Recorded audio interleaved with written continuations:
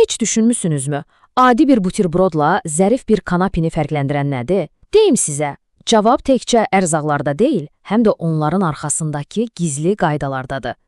Gəlin elə indi birlikdə bu qaydaları kəşf edək və qəlyanaltıların o maraqlı həndəsəsinə baş vuraq. Yaxşı, bəs mükəmməl bir qəlyanaltının əsl məqsədi nədir? Sadəcə mədəni doyurmaq? Əsla. Onun əsas vəzifəsi damağı, dad bilmə reseptorlarını oyatmaq, iştahı açmaq və gələcək o möhtəşəm yeməyə zəmin hazırlamaqdır. Bu, bilirsiniz, Azərbaycan qonaqpərvərliyinin dərinliklərindən gələn bir ənənədir. Deməli, ilk sirrimiz qəlyanaltının fundamental quruluşundadır. Bunu anlamaq üçün gəlin klassik kanapeni model kimi götürək. Bu, heç də sadəcə üstü açıq buterbrod deyil, yox. Bu, sözün əsl mənasında kiçik bir mühəndislik əsəridir. Baxın, hər mükəmməl kanapenin 3 əsas sütunu var. Hər şey təbii ki altlıqdan başlayır. Bu, xırtıldayan çörək dilimi də ola bilər, kreker və ya hətta xırda bir tərəvəz parçası da. Əsas məsələ odur ki, üzərindəki bütün o ləzzətləri daşıya biləcək möhkəm bir təməl yaradasınız.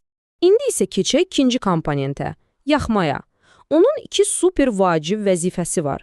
Birincisi, əlbəttə ki, ləzzət qatmaqdır. Amma ikincisi və ən əsası, o bir nəm baryeri rolunu oynayır. Dəhşət vacibdir bu. Bu yağlı təbəqə, üzərindəki sulu, nəmli qarnirin xırtıldayan altlığı yumuşaltmasının qarşısını alır. Bax, mükəmməl teksturanın əsl sirri məhz bu kiçik detaldadır. Və nəhayət son toxunuş, qarnir. Bura, sizin yaradıcılığınızın coşduğu yerdir.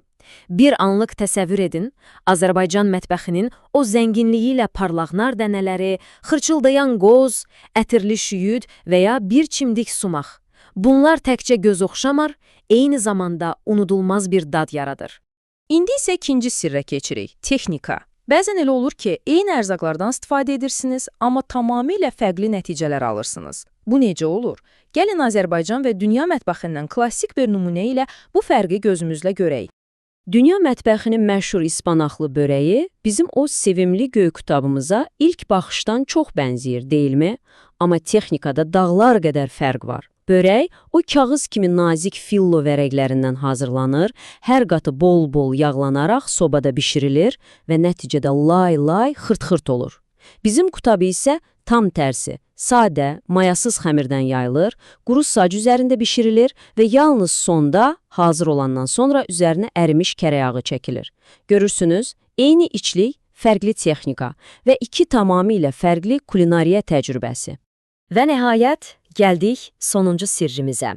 Bu, çox qiymətli bir delikatesi qorumaq və ərzağa əsl hörməti necə göstərmək barədə hər kəsin bilməli olduğu vacib, peşəkar bir məsləhətdir. Bir anlıq düşünün, süfrəyə bu qədər dəyərli, bu qədər zərif bir məhsul qoymusunuz.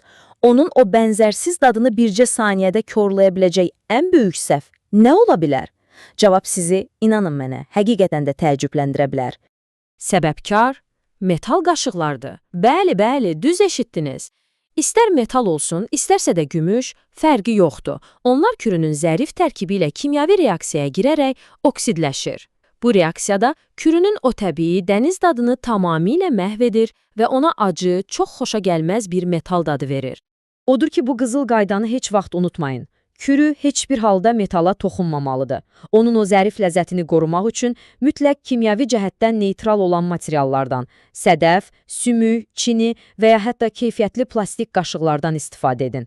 Bu sadəcə bir qayda deyil, ərzağı olan hörmətin ən böyük göstəricisidir. İndiki bu 3 vacib sirri bilirik, artıq növbə sizindir. Amma əvvəlcə gəlin bu güclü fəlsəfəni bir daha xatırlayaq və öyrəndiklərimizi ümumiləşdirək. Bax, hər şey bu 3 prinsipə bağlıdır.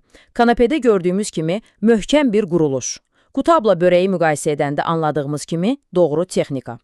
Və əlbəttə, kürü nümunəsində öyrəndiyimiz kimi ərzağa hörmət. Bu 3 sütun demək olar ki, bütün kulinariya yaradıcılığının təməlidir. Artıq bu fundamental qaydaları bilirsiniz. Deməli, mətbəx sizin yaradıcılıq meydanınızdır. İndi sizdən soruşuram, sizin yaradacağınız növbəki qəlyanaltı nə olacaq? Bu prinsipləri tətbiq edin və öz kiçik şah əsərinizi hazırlayın. Nuş olsun!